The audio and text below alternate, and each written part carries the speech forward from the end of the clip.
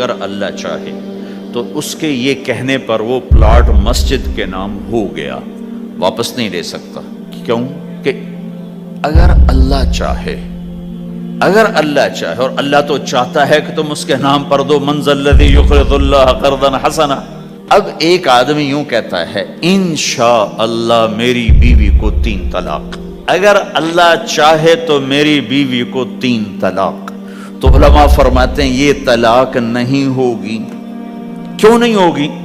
اس لیے کہ اس نے کہا ہے اگر اللہ چاہے تو میری بیوی کو 3 طلاق، اور اللہ چاہتا ہی نہیں کوئی اپنی بیوی کو طلاق دے، لہذا یہ طلاق نہیں ہوگی۔ ہزاروں دفعہ کہہ دے انشاءاللہ ساتھ لگا ہوا ہو، نہیں ہوگی، کیونکہ اللہ چاہتا ہی نہیں تم طلاق دو۔ اللہ گھر آباد، سینکڑوں آیات ہیں گھر کو آباد کرنے کے لیے۔ فَإِنْ خِفْتُمْ شِقَاقَ بَيْنِهِمَا، اگر میاں بیوی میں ہوگی کھٹپٹ تو بڑھاؤ نہیں۔ کیا مصیبت ہے کہ کچھ ادھر سے بڑھانا لگ جاتے ہیں، کچھ ادھر سے بڑھانا شروع کر دیتے ہیں۔ فَبَعْثُوا حَكَمًا مِّنْ أَهْلِهِ وَحَكَمًا مِّنْ أَهْلِهَا، تو طلاق دینے میں جلدی نہ کرو، جلدی نہ کرو۔ صلح صفائی کے لیے ایک آدمی بچی کی طرف سے آئے، ایک آدمی بچے کی طرف سے آئے، اور دونوں میں صلح صفائی کی کوشش کرو۔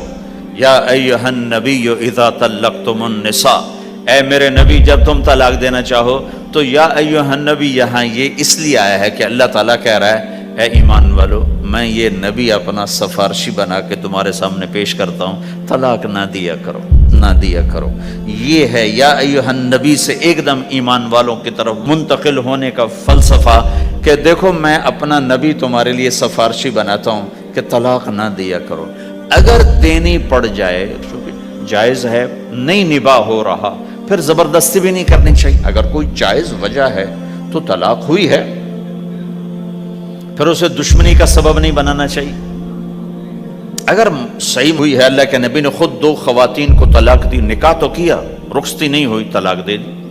اللہ کے نبی کی بیٹیوں کو طلاق پڑی، حضرت ام کلثوم، حضرت رقیہ رضی اللہ عنہ دونوں کو طلاق دی گئی، ابو لہب کے بیٹوں نے طلاق دی۔ آپ نے حضرت حفصہ کو طلاق دینے کا ارادہ کیا تو عمر رضی اللہ عنہ کو پتہ چلا، بڑے غمگین ہوئے، تو اللہ جبریل آ گئے، یا رسول اللہ، اللہ تعالیٰ فرما رہے ہیں حفصہ کو طلاق نہیں دے سکتے، یہ آپ کی دنیا کی بیوی بھی ہے، جنت کی بیوی بھی ہے، کہ عمر کے دل شکنی ہو رہی ہے۔ تو ایک گھر باقی رہے، اس کے لیے سینکڑوں آیات اللہ تعالیٰ نے اتاری، اور ہمیں کہا عاشروہن بالمعروف، اپنی بیویوں کے ساتھ اچھا سلوک کرو۔